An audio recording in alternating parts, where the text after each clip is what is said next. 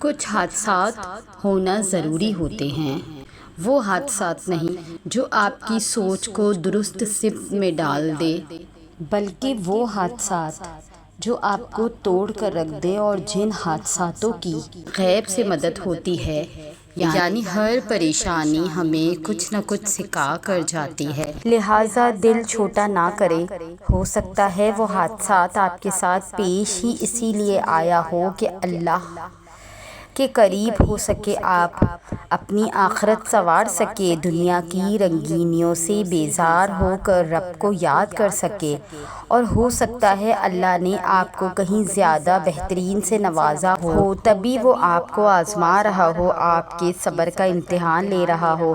بعض دفعہ جسے برا سمجھ رہے ہوتے ہیں ہم، جس پر ہم پچھتا رہے ہوتے ہیں، وہی ہمارے حق میں بہتر ہوتا ہے۔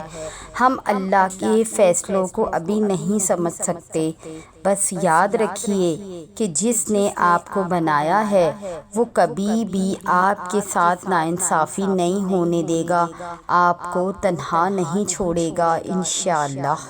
اور اللہ سے قریب ہونا، اپنی آزمائش پر اللہ سے گڑ گڑا کر دعا مانگنا، یہ اللہ کو بہت پسند ہے۔ اللہ کو اپنا گڑ گڑا کر مانگنا بہت پسند ہے۔ تمہیں لگتا ہے زندگی بس وہیں تک ہے، جس کو تم چاہو وہ تمہیں مل جائے، اور جو نہ ملے تو زندگی ختم۔ یہ زندگی تو نہیں تھی، یہ تو محض اللہ کی طرف سے تمہیں آزمایا گیا تھا، اور دیکھو تم جیت گئے۔ یاد ہے تمہیں وہ سجدہ جب تم نے رو رو کر اپنی محبت کو مانگا تھا خدا سے، اپنی چاہت کو مانگا تھا خدا سے؟ کبھی تم دعا میں ہاتھ اٹھاتے تو خدا کے سامنے اپنے آنسوؤں کو چھپا لیتے، تو کبھی ذرا سی بات پر ٹوٹ کر بکھر جاتے، کبھی ہار کر سجدے میں گر جاتے، کبھی صبر کے لیے دعائیں مانگتے۔ دیکھو تمہیں کہیں نہ کہیں وہ سب مل گیا جو تم چاہتے تھے، خدا مل گیا، خدا کی محبت مل گئی، وہ سب کچھ ملا جو تم نے دعاؤں میں خدا سے مانگا تھا۔ ان دعاؤں کے بدلے اللہ نے تمہیں کتنی بہترین چیزوں سے نواز دیا، اور وہ چیز خود اللہ کی محبت ہے۔ وہ سجدہ جو تم کسی اور کے لیے کرتے، اللہ نے تمہیں اس سجدے سے اپنا بنا لیا، صبر مل گیا۔ ان تنہا راتوں کے بدلے بہائے گئے آنسو کا صلہ مل گیا۔ تہجد کے سجدے میں رو رو کر اس نے تمہیں سکون دے دیا۔ وہاں پر تمہیں اللہ نے وہ محبت نہیں دی، کیونکہ وہ تمہارے لیے بہتر نہیں تھی، وہ تمہارے حق میں بہتر نہیں تھی۔ اس نے تمہیں اتنی پیاری چیزوں سے تمہیں نواز دیا جو شاید کبھی تم نے گمان ہی نہیں کیا تھا۔ جو جا چکا ہے اس کے پیچھے بھاگنا کیسا، جس نے سمجھا ہی نہیں تمہیں، پھر اس کے لیے تہجد میں آنسو بہانا کیسا۔ کچھ مل جاتا، کچھ کھو جاتا، یہ سب تمہارے خود کا گرہ بنایا ہوا ہے۔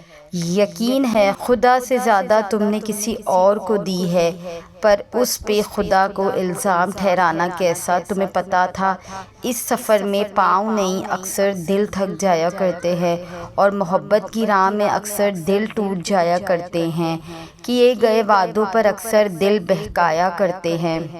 تو پھر ان سب سے خدا سے شکوہ کیسا؟ سنبھل جاؤ، ٹھہر جاؤ، آہستہ آہستہ کر کے خدا تمہارے ہر زخم بھر دے گا، وہاں سے راستہ نکالے گا جہاں سے تم نے کبھی سوچا نہ ہوگا۔ وہ تمہیں ایسے سمیٹے گا جیسے کوئی غم تمہارے قریب آیا ہی نہ ہو۔ خدا سے شکوہ کرنے سے کیا ہوتا ہے؟ کچھ نہیں۔ غصہ کرنے سے کیا ہوتا ہے؟ کچھ نہیں۔ رونے سے کیا ہوتا ہے؟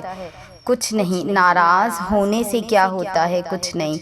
مان کرنے سے کیا ہوتا ہے؟ کچھ نہیں۔ پر یہ سب وہاں ہوتا ہے جہاں خیر سب چھوڑ دیں، جو جیسا ہے ویسا بن کر رہے، اپنا درد نہ بتائے۔ کون ساکن ہو جائے گا آپ بتا دو؟ اگر آپ کو بخار ہے تو کسی کو بتانے سے کم تو نہیں ہوا۔ اگر کوئی ایسا دل میں درد ہے جس کے لیے آپ آدھی رات کو اٹھ کر تڑپتے ہو، وہ غم کسی سے شیئر کرنے سے غم ختم تو نہیں ہوا، بلکہ سامنے والا بیزار ضرور ہو گیا۔ آپ کہہ دو آپ غمگین ہو، سامنے والے مصروف ہو جائیں گے یا نیند آ جائے گی تو آپ کا مان ٹوٹا وہ الگ اور گنٹھوں خود کو کوسا وہ الگ۔ آپ کی تکلیف آپ کی اپنی ہے، کوئی ساتھ نہیں دیتا، سب کہنے کی بات ہے۔ فرض کریں آپ نے کسی ایسے انسان سے اپنے دل کا حال کہہ دیا جو کہیں نہ کہیں خود غرض ہو، وہ کہیں نہ کہیں اپنی بات کو منوانے والا ہو، پھر وہ تو آپ کے پاس سے چلا جائے گا، لیکن آپ کا دل ہر وقت آپ کو کوستا رہے گا کہ یہ بات آپ نے کیوں کسی سے شیئر کی۔ اگر وہ بندہ کسی دوسرے بندے کو بتا دے تو آپ کی کیا عزت رہ جائے گی۔ اسی لیے اپنی پریشانیاں اور ٹینشن لوگوں کو بتانے کے بجائے صرف اللہ کو بتایا کرے۔ میں نے سب دیکھا ہے، کوئی پرواہ نہیں کرتا، سب کو آپ ہنستے ہوئے پسند ہو تو سب کے سامنے اتنے مضبوط رہو کہ آپ کی تکلیف کا اندازہ لگانا تو بہت دور کوئی یہ بھی نہ سوچ سکے کہ اس کا تکلیف لفظ سے کوئی واسطہ ہے۔ اسی لیے چھوڑ دیں شکوہ، غصہ، ناراضگی، مان بس سنیں سب کو اور اپنے دل کی بات کہیں صرف اپنے رب کو۔ دعاؤں کا جواب، آپ کی دعاؤں کا جواب آئے گا، اور جب آئے گا تو وہ جواب آپ کے ہوش اڑا دے گا۔ جیسے ہم کوئی بہت کمال چیز دیکھتے ہیں تو حیرانگی کے مارے ہمارا منہ کھلے کا کھلا رہ جاتا ہے، ہم ہکے بکے رہ جاتے ہیں۔ بالکل یہی حال آپ کا ہوگا جب آپ اللہ کی پرفیکٹ ٹائمنگ اور پرفیکٹ منصوبے کو دیکھیں گے۔ اللہ کی قدرتیں آپ کو لاجواب کر دیں گی انشاءاللہ۔ ہم جب بھی کسی پریشانی میں مبتلا ہوتے ہیں یا پھر کسی مصیبت میں ہوتے ہیں تو مایوس ہو جاتے ہیں، ہر امید چھوڑ دیتے ہیں۔ ہم اپنے برے وقت میں اتنا گھبرا جاتے ہیں کہ غلط راستہ چن لیتے ہیں، اتنا ہول جاتے ہیں کہ اللہ پاک کو ناراض کر دیتے ہیں، کیونکہ اللہ پاک نے اپنے ہر بندے سے وعدہ کیا ہے کہ اگر اس کے بندے اس کے بتائے ہوئے صبر اور شکر کے راستے پر چلیں گے تو وہ اپنے بندوں کا ساتھ کبھی نہیں چھوڑے گا، ان کا ہاتھ ہمیشہ تھام کر رکھے گا۔ بس شرط یہ ہے کہ اس کی رسی کو مضبوطی سے تھامنا ہے، کسی بھی حال میں اس رسی کو نہیں چھوڑنا۔ ہمارے پیارے رب نے ہم سے وعدہ کیا ہے کہ وہ اپنے کسی بھی بندے کو اس کی برداشت سے زیادہ کبھی بھی نہیں آزمائے گا۔ اگر ہم آزمائے نہیں جائیں گے، اتنا امتحان نہیں دیں گے تو پھر اللہ پاک کی قربت کیسے حاصل کر سکیں گے؟ اللہ پاک کی بنائی ہوئی بے حد حسین جنت کا راستہ آزمائش میں اور صبر اور شکر سے ہو کر ہی تو گزرتا ہے۔ بے شک اللہ پاک نے دنیا کا نظام کچھ اس طرح سے تخلیق کیا ہے کہ ہر مشکل کے بعد آسانی موجود ہے۔ ہم بھول جاتے ہیں کہ جب ہماری ماں ہمارا ہاتھ، ہمارا ساتھ کبھی بھی نہیں چھوڑتی، ہمیں ہمیشہ معاف کر دیتی ہے، چاہے جانے انجانے میں یا جان بوجھ کر ہم اس کا کتنا ہی دل کیوں نہ دکھائے، تو پھر اللہ پاک جو ہم سے 70 ماؤں سے زیادہ پیار کرتا ہے وہ ہمیں کیسے بھول سکتا ہے؟ ہمارا ہاتھ اور ساتھ وہ کیسے چھوڑ دے گا؟ بے شک آسمانوں اور زمینوں کی قسم وہ بے حد مہربان ہے، رحم کرنے والا ہے، ہمارے گناہوں کو بخشنے والا اور ہمارے دل سے کی گئی توبہ کو قبول کرنے والا ہے۔ لیکن شرط یہ ہے کہ ہم اسے پکاریں، اسے آواز دیں، وہ ہمیں لازمی سنے گا۔ ہمیں اپنی ہر پریشانی میں اسے یاد کرنا ہے۔ اگر وہ ہمیشہ آزمائشوں میں ڈالتا ہے تو ہمارے لیے ڈھیروں راستے بھی کھول دیتا ہے، اور وہ راستے اسے پکارنے پر ہی نظر آتے ہیں۔ اگر ہم اپنے برے وقت میں صبر اور شکر کرتے ہیں، اللہ پاک کو یاد کرتے ہیں، اس کے وعدے یاد رکھتے ہیں، تو یہ بھی اس کا احسان ہے، اس کی رحمت ہے کہ وہ ہمیں بھٹکنے نہیں دیتا۔ جب ہم برے وقت میں ہوتے ہیں، ہمارے حالات ٹھیک نہیں ہوتے تو ہم مایوس ہو جاتے ہیں، امیدیں کھو دیتے ہیں، جبکہ قرآن کریم میں ہر بندے کے لیے پیغام ہے کہ مایوسی کفر ہے، لہٰذا ہمیں نا امید نہیں ہونا چاہیے، اللہ پاک کو یاد کرنا چاہیے، اسے پکارنا چاہیے، اس سے مدد مانگنی چاہیے۔ بے شک وہ ہم سب کی سننے والا ہے۔ اللہ پاک خوش ہوتا ہے جب اس کے بندے اس سے یاد رکھتے ہیں کہ اس کا بندہ اس کی دی گئی آزمائشوں میں بھی اسے مدد کے لیے پکار رہا ہے۔ اللہ خوش ہوتا ہے اس کا بندہ اسے بھولا نہیں ہے، نا امید نہیں ہوا، مایوس نہیں ہوا، پھر وہ اپنے بندے کو اپنی قربت بخش دیتا ہے، اور پھر اس کا پیارا بندہ ہر آزمائش کو پرسکون طریقے سے گزارتا چلا جاتا ہے، کیونکہ اللہ پاک نے وہ ہاتھ بہت مضبوطی سے پکڑ رکھا ہے، اسے لڑکھڑانے بھی نہیں دیتا۔ پھر وہ رب، ہمارا سب سے بڑا مسئلہ یہ ہے کہ ہم اپنے مشکل وقت میں اللہ پاک کو آخری سہارا مانتے ہیں، جبکہ اللہ پاک ہمارا واحد سہارا ہے، اور اگر ہم اسے واحد سہارا نہیں مانتے تو ہم ذلیل و رسوا ہو کر رہ جاتے ہیں۔ شرط بس یہ ہے کہ ہمیں اللہ پاک کو اپنا واحد سہارا ماننا چاہیے، پھر کتنا ہی برا اور مشکل وقت کیوں نہ آ جائے، ہمارا دل ہمیشہ سکون میں رہتا ہے، اور صبر اور شکر ہمارے لب پہ رہتا ہے۔ ہم مایوس اور نا امید نہیں ہوتے، ہم اللہ پاک کے راستے سے نہیں بھٹکتے، کیونکہ ہمیں دنیا سے کوئی امید نہیں ہوتی، ہمارے پاس واحد سہارا اللہ پاک کا ہی ہونا چاہیے۔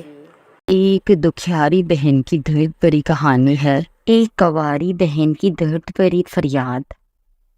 رشتہ نہ ہونے کی وجہ سے ایک بہنا کی سچی کہانی جو بہت زیادہ اذیت میں مبتلا ہے۔ ہم آپ کو یہ کہانی انہیں کی زبانی سناتے ہیں۔ اس بہن کا نام زلیخا ہے۔ میری عمر اس وقت 35 سال ہے۔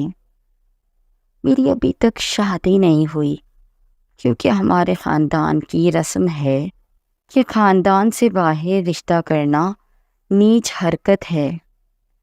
خاندان کے بڑے بوڑھے جب آپس میں بیٹھتے ہیں تو بڑے فخریہ انداز سے کہتے ہیں کہ 7 پشتوں سے اب تک ہم نے کبھی خاندان سے باہر رشتہ نہیں کیا۔ عمر کے 35ویں سال میں پہنچی ہوں، اب تک میرے لیے خاندان سے کوئی رشتہ نہیں آیا، جبکہ غیر خاندانوں سے کئی ایک رشتے آئے، لیکن مجال ہے کہ میرے والدین یا بھائیوں نے کسی سے ہاں بھی کیا ہو۔ میرے دلی جذبات کبھی اس حد تک چلے جاتے ہیں کہ دل کرتا ہے کہ میں راتوں میں چیخ چیخ کر آسمان سر پر اٹھاؤں اور دھاڑی مار مار کر والدین سے کہوں کہ میرا گزارا نہیں ہو رہا، خدارا میری شادی کرا دے، اگرچہ کسی کالے کلوٹے چور سے ہی صحیح، لیکن حیا اور شرم کی وجہ سے چپ کر جاتی ہوں۔ یہ ہے ہمارا معاشرہ، اور یہ ہے ہمارے معاشرے کے رسم و رواج۔ اب آگے کی کہانی سنیں۔ میں اندر سے گٹ گٹ کر زندہ لاش بن گئی ہوں۔ شادی بیاہ و تقریبات میں جب اپنی ہم چولیوں کو ان کے شوہروں کے ساتھ ہنستے مسکراتے دیکھتی ہوں تو دل سے دردوں کی ٹیسیں اٹھتی ہیں۔ یا خدا، ایسے پڑھے لکھے جاہل ماں باپ کسی کو نہ دینا جو اپنی بچیوں کی زندگیاں برباد کر دیں۔ کبھی دل میں خیال آتا ہے کہ گھر سے بھاگ کر کسی کے ساتھ منہ کالا کر کے واپس آ کے والدین کے سامنے کھڑی ہو جاؤں کہ لو اب اچھی طرح نبھاؤ اپنے 7 پشتوں کی رسم۔ اور کبھی خیال آتا ہے کہ گھر سے بھاگ جاؤں اور کسی سے کہوں مجھے بیوی بنا لو، لیکن پھر سوچتی ہوں کہ ایسے بھی کون اپناتا ہے آج کل۔ میرے درد کو معاشرے کا کوئی انسان نہیں سمجھ سکتا، مسجد کا مولوی صاحب بھی نہیں سمجھ سکتا، اور نہ میری اس تکلیف کو اپنے خطبے میں بیان کرتا ہے۔ اے مولوی صاحب، میں آپ کو کیسے اپنی تکلیف، اپنی اذیت دکھاؤں؟ میں کیسے آپ کو سمجھاؤں کہ رات کو جب ابا حضور اور اماں ایک کمرے میں سو رہے ہوتے ہیں اور بھائی اپنی بیویوں کے ساتھ آرام کر رہے ہوتے ہیں، مجھ پر کیا گزرتی ہے یہ صرف میں ہی جانتی ہوں، اور مجھے کن کن خیالات سے گزرنا پڑتا ہے، پھر یہ اذیت بھی مجھ تک ہے۔ اے حاکم وقت، فاروق اعظم رضی اللہ تعالی عنہ کے دور میں جب ایک عورت نے درد کے ساتھ اپنی داستان سنائی تو فاروق اعظم تڑپ پڑے اور حکم دیا کہ آج کے بعد کوئی بھی اپنی بیوی سے 3 ماہ سے زیادہ دور نہ رہے گا۔ اے حاکم وقت، اے میرے ابا حضور، اے میرے ملک کے مفتی، اے میرے محلے کی مسجد کے امام صاحب، اے میرے شہر کے پیر و مرشد، مجھے بتاؤ کہ میں کس کے سامنے جا کر اپنا درد بیان کروں، میں کس کو جا کر بتاؤں کہ میری عمر 35 سال سے زائد ہو چکی، مگر میرے ابا کی وہی رٹ ہے کہ شادی ہوگی تو صرف خاندان میں ہوگی، وگرنہ یوں ہی میری بیٹی بیٹھی رہے گی۔ اے میرے اللہ، تو گواہ رہنا کہ تو نے میرے لیے بہت اچھے رشتے بھیجے، لیکن میرے گھر والوں نے وہ رشتے خود ہی ٹھکرا دیے۔ اب کچھ عرصے بعد میرے ابا تسبیح پکڑ کر یہی کہتے نظر آئیں گے کہ بچی کا نصیب ہی ایسا تھا۔ لوگوں تم ہی بتاؤ، اگر کوئی انسان تیار سامنے رکھا ہوا کھانا نہ کھائے اور پھر بولے کہ تقدیر میں ایسا تھا، تو وہ عقل مند ہے یا پاگل؟ اسی طرح کئی اور لڑکیاں صرف اسی لیے بوڑھی ہو گئیں کہ ان کے والدین نے ہر آنے والا رشتہ ٹھکرا دیا، کبھی رسم و رواج کے نام پر تو کبھی یہ کہہ کر کہ ہم اپنوں سے باہر نہیں کرتے۔ اس بات میں کوئی دو رائے نہیں کہ آپ اپنی اولاد کے لیے ایک اچھا اور بہترین انسان چننا چاہتے ہیں، لیکن یاد رہے کہ یہ بالکل ضروری نہیں کہ وہ اچھا اور بہترین صرف آپ کو اپنے خاندان میں ہی ملے گا۔ اسی لیے اس چیز سے خود کو دھوکہ نہ دیں اور اپنی اولاد کے ساتھ بالکل زیادتی نہ کریں۔ اپنی اولاد کی خوشیوں کو مد نظر رکھیں۔ اگر آپ چاہتے ہیں کہ آپ کی اولاد آپ کے حقوق ادا کرے، تو پھر آپ بھی اپنی اولاد کا حق ادا کریں، اور اس وقت سب سے بڑا حق یہی ہے کہ آپ مناسب وقت پر اور مناسب جگہ پر ان کی شادی کریں۔ اسلام میں صرف دینداری کو اور تقوی کو فوقیت حاصل ہے، باقی کسی کو بھی کسی پر کوئی فوقیت نہیں۔ تو مت سوچئے کہ فلاں سید نہیں، فلاں ہاشمی نہیں، فلاں آوان نہیں ہے تو فلاں کھوکھر کیوں ہے۔ جس بھی کاسٹ یا خاندان سے آپ کو ایک اچھا اور بہترین انسان ملتا ہے، اس کا انتخاب کیجئے اور اپنی جوان اولاد کو ایک ہنسی خوشی زندگی دیجئے۔ اس بہن کی داستان یہاں ختم ہوئی۔ تو یہ تھی ہماری آج کی ویڈیو۔ آپ سب سے گزارش ہے، اگر آپ کو ہماری ویڈیو پسند آئی اور آپ ہماری اس کاوش کو پسند کرتے ہیں تو ہمارے چینل کو سبسکرائب کر کے ہمارے ساتھ جڑ جائیے ایسی اور دلچسپ اور انفارمیٹیو ویڈیوز کے لیے۔ جزاک اللہ۔